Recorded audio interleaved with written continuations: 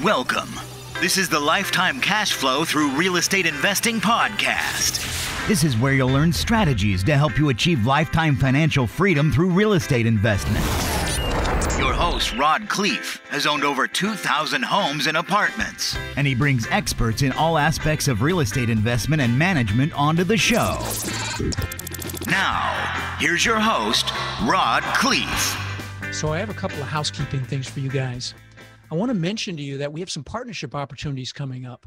We're actively buying small apartment buildings and mobile home parks. If you've got an interest in potentially partnering with me on some deals and looking over my shoulder as we do them together, send me an email. Either myself or my partner Robert will get on the phone with you and get into more detail about these opportunities that are coming up. And that email is partner@lifetimecashflowacademy.com. Again, that's partner@lifetimecashflowacademy.com if you have an interest in partnering with me. Over the last year, I've spoken with or communicated with literally almost 1,000 of you, and I have to tell you it's been awesome. And lots of you have asked me for coaching or mentoring or to create some materials for you to help maximize this business, how to get into it and take action. And I will tell you, I didn't start this podcast with the intent to do that. But after so many of you have asked, I finally decided to do it, and I've done it. And in a few weeks, I'm launching an awesome course and coaching program. I want to help you crush it in this business and build your own lifetime cash flow quickly. If you want to get some information about that stuff, when it comes out, when it becomes available, text the word crush to 41411. And lastly, I just want to ask you a favor. If any of you listening have purchased a multifamily property as a result of what you've learned or been inspired by on this podcast, please email me at rod@rodkhleif.com and tell me about it. That's RODKHLEIF.com. I can't tell you how much I enjoy getting those emails and talking to you guys about your deals, so please give me that gift when you buy a property. All right, let's get to it. Welcome to another edition of How to Build Lifetime Cash Flow. I'm Riyad Khleif, and I'm thrilled you're here. I know you're going to get value from the gentleman we're interviewing today. His name is Eric Bowlin, and he's got a unique story, particularly career-related, about the shift that he made. The guy owns $2 million worth of real estate now, but it's very interesting how he got into real estate and his career shift. I'm going to let you tell it. Eric, welcome to the show. Hey, thanks for having me, Rod. Appreciate it. Absolutely. So expand on my introduction and tell my listeners how you got started and what you were doing initially and that shift I was referring to. Sure. Well, the way I got started is accidental. Like a lot of people accidentally become a landlord or a real estate investor. I was going to grad school. I was working on my PhD in economics, where I met my wife. And we wanted to buy a home, but we also wanted to be near school. And the way the Northeast is, many of the cities, is there are these small multifamily homes scattered throughout the city. And where my school was, that's just the whole area. So if we wanted to buy a home and live anywhere near school, that's what we had to buy. So. And where was that area? That was in Worcester, Massachusetts. Oh, yeah. Okay. Super. And so we bought a 3-family and, a 3-decker. They're one on top of each other in the Northeast. Up there. And that's very unique to that area as well. My dad used to live in Spencer, which is near Worcester and these 3-deckers are literally each floor is another unit, and you don't see that many places. And they're older too, right? How old was that first one? Yeah, so that was built in 1890. Right. So they're kind of unique. Yeah. But anyway, continue. So you bought this triplex just because you had to, or 3-family, because you needed a place to live, and that's all that was available in that area. That's right. So we knew kind of what we were getting into. We thought about being a landlord, getting the extra money. And originally the plan was we were going to sell it after a few years once we got out of grad school and, buy a regular home and be regular. Right. Right. So that was the original plan. But I had an epiphany one night. Essentially, somebody came at a random hour, paid me rent. And, I sat down, we put the money on the table, and I realized that was the easiest money I've ever earned. So the wheels start grinding, and I realized this is what I'm going to do. And, you just made a decision, like Tony Robbins says, in your moments of decision, your destiny is shaped. And so you just made a decision, and you were done. And grad school and PhD is out the window, and you're focused on real estate. So yeah, I didn't drop out of program suddenly. So I deployed to Afghanistan in 2010. Oh, thank you for your service. Thank you, appreciate it. So I bought the property at the end of 2009. I deployed in the middle of 2010. I came back in 2011. So I had a whole year there where I could really think and learn about real estate. I was reading books. and just really thinking about what I wanted to do. And during that deployment, I realized for sure real estate is what I'm going to do. When I came back, I left the program and I got into real estate full time. Wow. So you were kind of forced to reflect over there in the middle of nowhere. And what kind of books did you read, by the way? Did you read the Rich Dad Poor Dad and the common real estate driving books? So I actually read Rich Dad Poor Dad after I came back. I didn't even know about it. Wow. At the time, I was reading about how to, I can't remember the exact book names now, okay. But everything about buying foreclosures, buying multifamily, buying apartment buildings, how to be a landlord, awesome. All of that really. Oh, good for you. So you self-educated while you were over there. That's fantastic. So tell us about that first deal. Let's talk numbers. When did you buy it? So I bought it in November of 2009. It was fantastic time. Of course, the market was crashed. So what'd you pay? So I paid $115,000. Wow. For a 3-family. How many bedrooms each floor? 2. Wow. People listening to this are just jaws dropped. What a fantastic deal. So what kind of rents were you getting?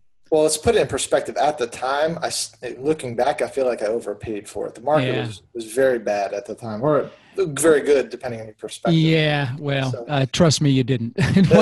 What kind of rents were you getting? So the one floor was vacant, and it probably should have been getting, at the time, he was only getting about $550 or $600 for the bigger apartments. The smaller one, he was getting $400. After I moved into the vacant unit, and I eventually got the tenants out over the course of the first year, I bumped the rents up to $650 and $750. 5 years ago. Now I'm getting more than that. But wow! So you were cash flowing, actually, right out of the gate. Absolutely, day one, even with those lower rents, I was cash flowing. Wow, and living for free. Mm-hmm. And I know you guys have heard me say it. You fell into this by default because you didn't have a choice because that's all that was available. But those of you listening want to get into real estate, go out there and find a plex, find a duplex, find a triplex, find a fourplex, and start there. It's less intimidating. It's really just like buying a house, not much different. The financing is the same. In fact, the advantages are you can actually use the rents from the units to qualify for the plex, and 30-year fixed financing, great interest rates, low down payments. It's just a fantastic way to start and build a portfolio. And you fell into it by default, but those of you listening, go out and seek those deals out. And you don't have to find a deal for $115,000. You can pay a lot more than that because the rents are much better right now. So anyway, so you started with this triplex, you had this epiphany, you came back, and then what? Yeah. So, and also I second that. Anybody that I know that's trying to get into real estate, I highly, highly recommend buying a 2, 3, 4 family property, just because you can live for cash, for basically nothing, and have somebody else pay your bills. And then that frees up more money for you to invest somewhere else. So, fantastic. So what was the next one? So after I came back from Afghanistan, I bought a flip, and I won't go into that too much, but originally I thought I wanted to fix and flip houses. And what I really learned from doing that flip was that I didn't like doing it. And I really liked Why not? Let me ask you why not? Because it was basically a full-time job. I had to be there every day, checking on the contractors, make sure. Love it. And that's what I wanted my listeners to hear, because it is a great way to make money. Those of you listening that don't have a lot of money, flipping and wholesaling houses is a great way to get into this business. And I am going to have, I guess, really quasi a gift for you very, very soon on that topic, but I'm not going to give you any more detail than that, but trust me, you're going to like it. But the bottom line is flipping and wholesaling is a job though. And so if you're going to do it with the mindset to ultimately use that money to buy multifamily properties and build lifetime cash flow. But you learned right out of the gate, you tried to do a flip talk, what happened? Did it not go well, or? Well, I didn't earn as much as I was hoping to earn. I made a little bit of money, but the way I looked at it is it's like going to college, but somebody paying you to go to college. So that I made some money and learned a lot from it. So I take that. Good. So you flipped the house or flipped the property, and tell us about your second deal. Yeah. So then I got back into rentals and I bought a 4-family. That was a management play. What does that mean to you? So basically the owner used to live there, owned it for 30, 40 years, and then she retired to Florida and was having her son manage it. Unfortunately, her son was a heroin addict, and he had zero standards for his tenants and just wanted to get his next fix. Real bad situation for them. But, that's an opportunity to buy where you can, that literally was the worst house in the entire street that I was buying. Wow. So by removing them all from the property and putting in some decent tenants, I was able to improve not only the property, but the street as well. Right. No question. You made everybody happy. Now, so how did you find it? I actually found that deal through the MLS. Through the MLS. I will tell you guys listening, you should drive for dollars, and you will find deals. I mean, like he said, it was the worst house on the block. That's what you're going to be looking for when you're driving around. And the key to a deal is finding a motivated seller. And, I want to talk about that some more with you, because that was a motivated seller. And talk about that. Actually, go. Yeah. So so when I drove up to the property the first time, I actually almost kept driving. It was the guy had several pit bulls up front that were barking at people and trying to bite them and stuff. So I'm like, oh my God, this is absolutely horrible. But then I decided to ask a little bit, more detailed. Why is the owner selling, and get some more information about it. And that's when I started figuring out this might be an opportunity for a motivated seller. So I actually threw out a crazy low offer. They were originally asking, and this is still 2012. So the market hadn't recovered at that point. It was kind of flat at the bottom at the time. It was worth about $200,000. They were asking $150,000, and I offered $65,000. Holy cow! And they countered back at $75,000. Wow! So wow! One more time. Run through those numbers one more time. It appraised out at $200,000 after I refinanced it.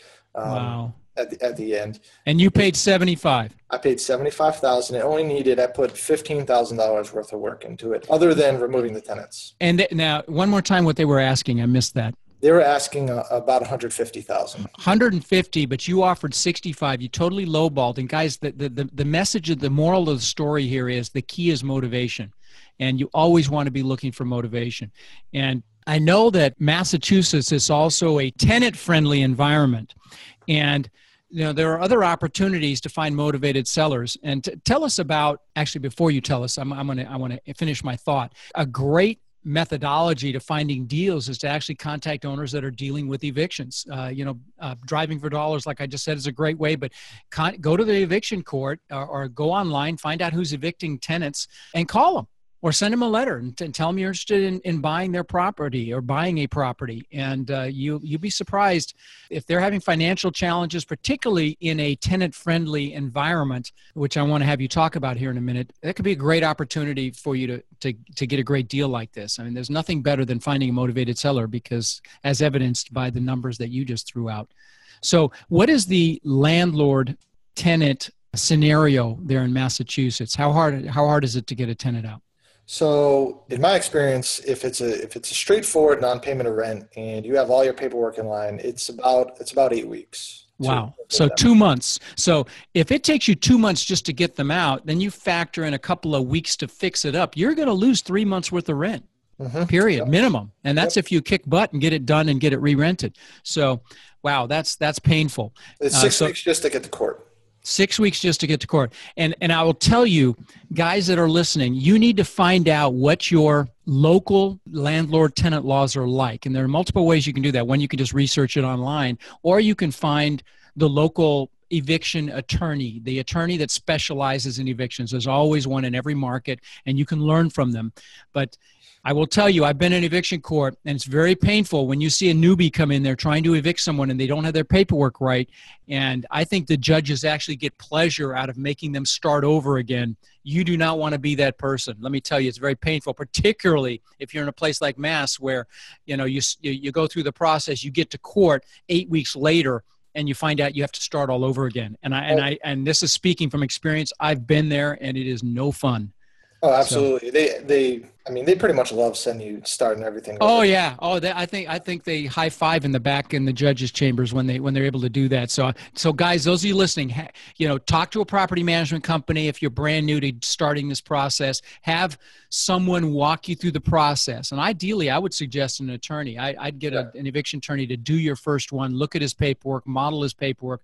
Make sure you know the deadlines because the timing is critical. But back to the opportunity, incredible opportunities in a tenant-friendly, environment. Yeah, so absolutely. A lot of people say only invest in landlord-friendly states, and that's true from a frustration perspective. But I think that there's a lot more opportunity, or at least there's more different ways of finding value if you're in a tenant-friendly state, because that opens up all that much more management opportunity like that play. Sure. People that are struggling to manage their properties, that are frustrated, that are a run of bad tenants, and sometimes just luck of the draw. You can do everything right and still get bad tenants. But in that environment, you certainly need to get first, last security, yes. And anything else you can get up front in anticipation of problems. And particularly in those markets, that's not uncommon to request that and get it. So people are used to paying it. But and there's a lot of regulations involved with that too, at least in Massachusetts. So they regulate how much you can actually collect from the tenant and what you can do with it. You have to put it in escrow. Oh, good. I'm glad you brought that up, actually. Yeah, guys, you need to find out what your state requires as far as your tenant security deposits. Now, many states require you to put it in a separate escrow account and let the tenant know where it's being held. And some states require it to be an interest-bearing account and give the interest to the tenant. Or in some states, you can put in your lease that you can take the interest or not have interest. And I recommend you do not do an interest-bearing account. You just don't deal with it if you can avoid it. But very important for you to know where to put those security deposits because they will hang you out to dry if you get a professional tenant. And what I mean by professional is they are experts at beating the system and screwing landlords, and they prey on newbies. So make sure you know the rules and the regs and go to your local REIA meetings and chat up, other landlords and get advice. And if you don't have a mentor, get advice on your local environment. So part of the system that we implemented and where we found a lot of value was through this tenant management play. And we implemented a process, screening process for the tenants. And fortunately, up to this point, it's been, 7-8 years. And we haven't had to evict one single tenant that we put in place. Really? Okay, well, let's expand on that. Tell us about that process. So, it's not a perfect process. I know we'll have to go through an eviction eventually. But all the evictions I've done were all the problems that I bought. Right, people existing tenant base. Right, exactly. Okay. So basically, the biggest thing that I do is, and believe it or not, most people don't do it, I just check the court records. It's all publicly available. And I just say, have you ever been evicted? Every tenant application should ask that question. Yes. So, yeah. And but a lot of background checks, especially the ones you do online, don't actually pick it up, at least in Massachusetts. So I go to the courthouse website. It used to have to go to the courthouse to do it. Now you can do it online. And I just check, and I check every county, and I see if they've been in court in any of the counties in Massachusetts. Oh, that's smart. And it's not that hard to do online. You're talking 15, 20 minutes if you once you get good at it, and you just put in their name properly and you'll find them if they've been evicted. Absolutely. And so that's the number one thing. And I find, pretty much most applicants, if they've ever been evicted, they're lying. I will take a person who's been evicted if they're upfront about it and they explain why, and I can verify the reason why. Because a lot of times there might be like a complaint and they withhold rent the wrong way, and then they might get evicted because they didn't withhold rent the correct way. And so that might be a legitimate reason. And I'll work with. And there are some landlords from hell too. I just helped a friend with one. So, that happens sometimes. But so what else do you do besides check to see if they've been evicted? So that's the number one thing. I check to see if they owe any money, if they've been taken to court for owing any money. So that's the biggest, that's the core part of it. Okay. Also, on the applications, I don't know, there's not a system specifically, but you can look at the application, you can see something doesn't line up. It doesn't make sense what they're saying. And then obviously all the standard stuff, verifying their income, doing If background checks, things all don't that. line up, are typically financial, based on their income, based on their expenses, you do the math and it doesn't make sense, that you'll see that, or Right. maybe in their job history, things don't make sense. And I always recommend calling the landlord before the last landlord, because That's the right. last landlord may be wanting to get them out, and will say anything just to get them out. But the other thing I will tell you, those of you listening, I want to add to great landlording and property management, is you literally need to sit down with them when you sign the lease. Don't just throw it in front of them, sign it, and be done. Tell them what you expect. Tell them, hey, listen, I'm going to do everything I can to take care of you. If you have a problem, I'm going to fix it as quick as possible. And if you don't pay me the rent, I have to start an eviction on the 5th, and I just don't have a choice because I have a mortgage, and I just need you to understand that so there's no surprises. Just verbally telling that is very, very powerful and will greatly reduce your problems. Talking about what you expect from them and what they can expect from you. So you've got to make sure you do that. Yeah, absolutely. I 100% agree with that. And it's funny because as you're saying that made me think of a quick story if I could. Sure. A lot of tenants, even if you tell them all that, they still feel very entitled. I had one tenant that didn't pay me, and I said, hey, we got bills to pay. And they're like, well, I thought you owned this property free and clear, no mortgage. So why do you need to collect the rent from me? And they were wrong in their assumption. I did have a mortgage on it, but they actually believe they don't have to pay just because they think you don't have a mortgage on it. So, wow. But anyway, interesting rationale there. But yeah, I'm not surprised that I've had some crazy rationales as well. So let me ask you this: you're now up to 26 units, and they're all in Worcester? They're all in Worcester County. They're not all in the city of Worcester. Okay. And what's next for you? Yeah, so I'll just go through my story a little bit more. Oh, so sure. We moved to Texas 2 years ago, and from Massachusetts, and we always wanted to move south. We didn't know where, and we had some really bad weather a couple of years ago, and decided to go on vacation, check out the Dallas area, and fell in love with it. And a few months later, we actually moved here after our trip. Wow. So when I moved to Texas, I realized, because we've been talking a lot about landlording, I realized when I moved that there was a difference between being a landlord and being a real estate investor. Up to that point, I had thought they were one and the same. And then I realized I can have other people take the phone calls, do the repairs and all this stuff. And I can just focus on buying property that I like. Sure. And so my mindset started to change 2 years ago, and to become an investor and, focus on financial independence or that freedom through investing. And then I started in Dallas. There's a lot of people doing syndicating, and I started learning about syndicating, going to meetups in the area. And I found your website as well. And, through that, I started to get this change in my mind that I could get other people's money other than close friends and family that could fund deals for me. Sure. That's how you get into the bigger deals. Yeah. Absolutely. And so, over the last year or so, we've started moving in that direction, and that's fantastic. So you're learning, you're educating yourself, and maybe starting, just to have conversations with potential investors, and that's what you do. You start, you develop an elevator pitch. Hey, hey Joe, this is what I'm doing. I've got 26 units. I've been very successful, and I'm going to start partnering up with people or bringing investors in.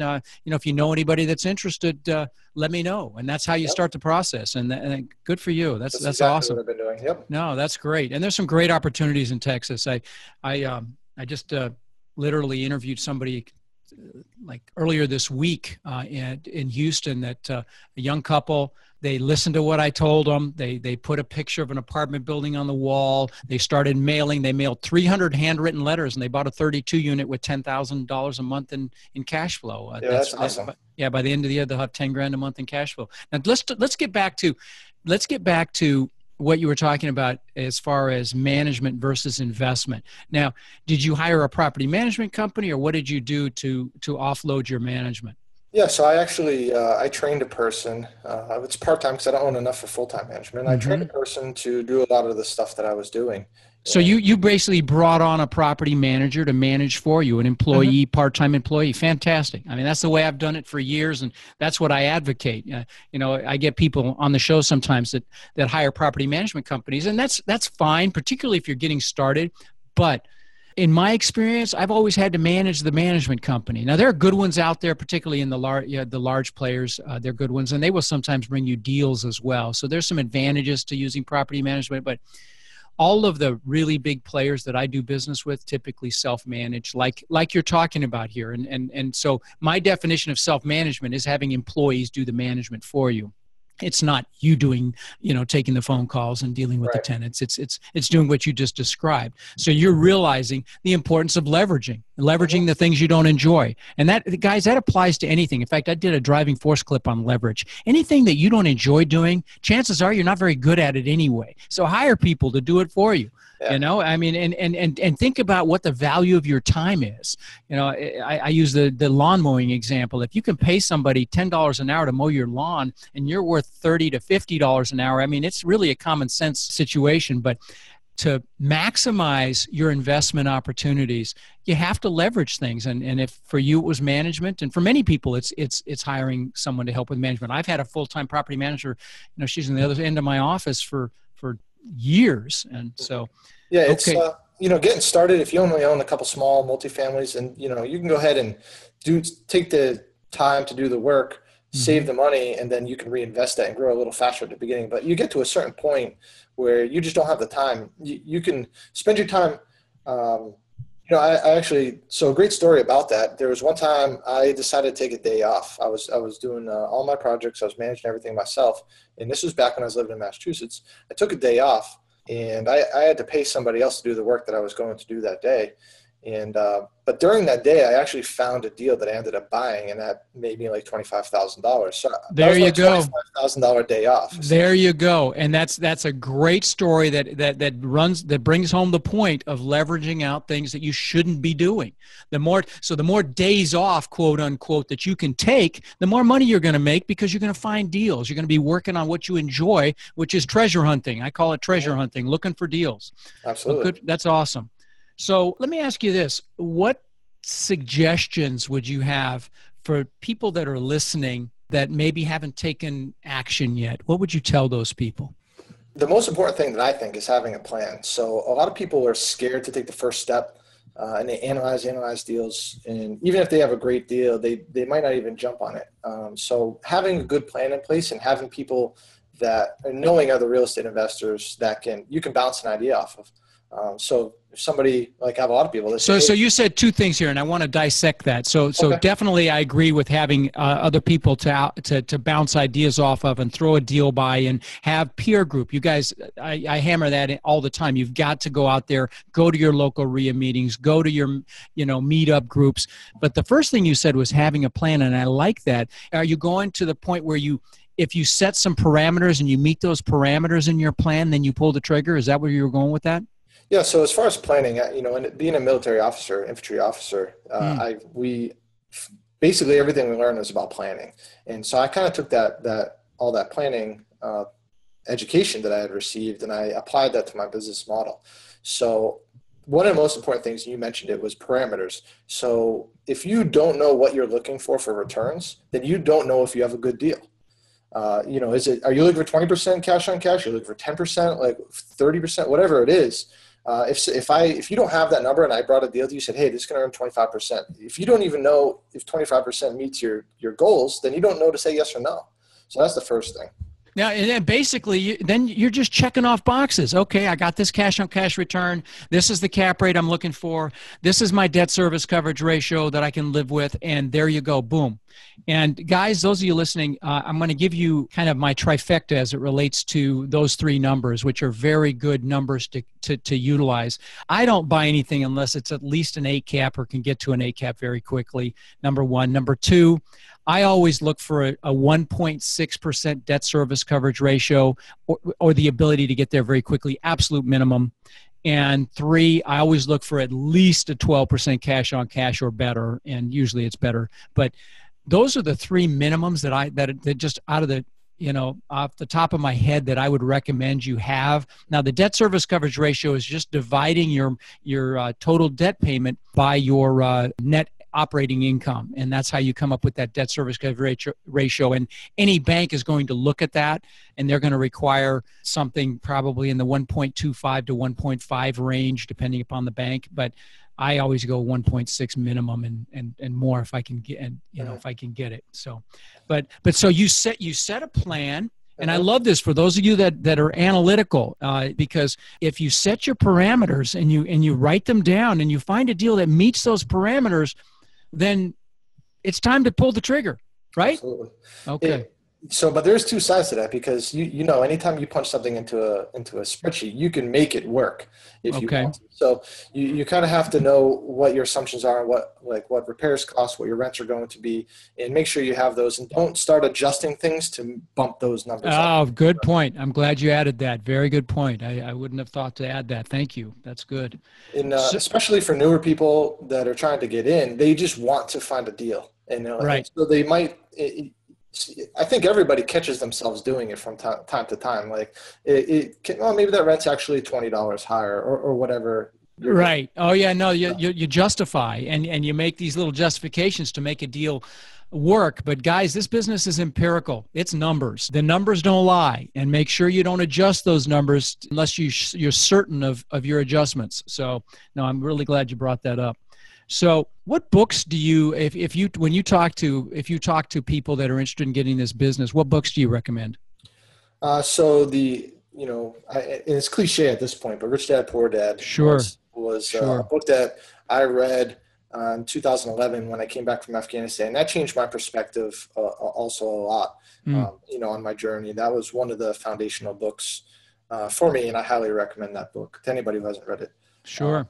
Yeah, we've had most of his authors on the show here, people like Diane Kennedy, his tax person, Ken McElroy, who he's invested with, who I met at a syndication boot camp from the Rich Guys TV show. Who else has been on the show? Garrett Sutton, a lot of his authors. I hope I'm going to get Robert on the show eventually. They keep hinting about it, so let's hope that happens. But yeah, that book's fantastic. What anything else you can recommend?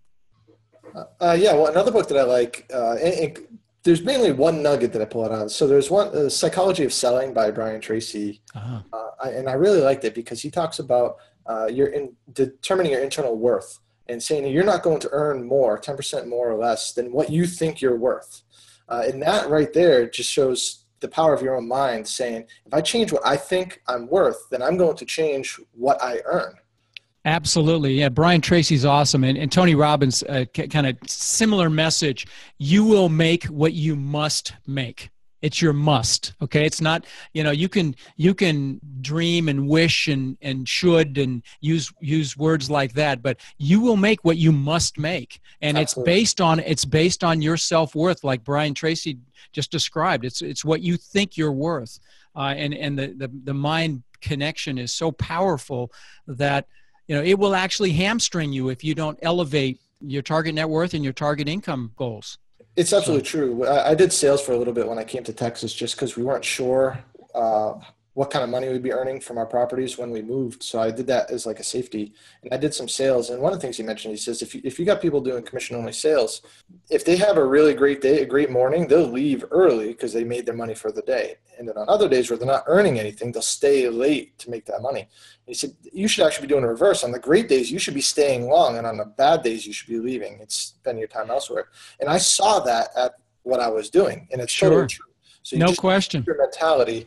Yeah, I think, and then you'll earn more. When you're in the groove, when you're in the zone, don't screw it up and leave, especially if you're in commission sales. Absolutely. No, yeah. I totally agree. Okay, well, listen, last question. If you could go back in time, what would you tell your younger self about this business? What changes would you make? If I could go back in time, I would have bought more during the recession. I hear that so often as the answer to that question. Guys, I hope you're listening. Okay, that's a clue. Get into this business if you're not, and obviously all things being equal, you've got to make sure their deal's a deal, but that's awesome. And the other thing is, at the beginning, I probably had more of a scarcity mentality than abundance mentality, and I didn't think about using other people's money to help me get these deals because I didn't want to share in with the deal with them. And the market had already turned by the time I realized, like, wow, I can do 10 times as many deals if I just, borrow money or I bring an equity partner on somebody's small multifamilies. If I had realized that back in 2011, I could have done 10 times as many deals. But I didn't realize that till too late. So. Sure. 50% of something's a whole lot better than 0 of nothing, So, you're exactly right. Well, listen, thanks for being on the show, buddy. I will have your contact information in the show notes, and I really appreciate you taking the time to talk to us today. I appreciate you having me on. Thank you. Absolutely. Take care. Thank you for listening to the Lifetime Cash Flow Through Real Estate Investing podcast. If you've enjoyed the show, please subscribe and then take a moment to visit iTunes and leave a 5-star rating and review. For more resources to connect with us further, please visit our website at lifetimecashflowpodcast.com. Tune in next week for our next show.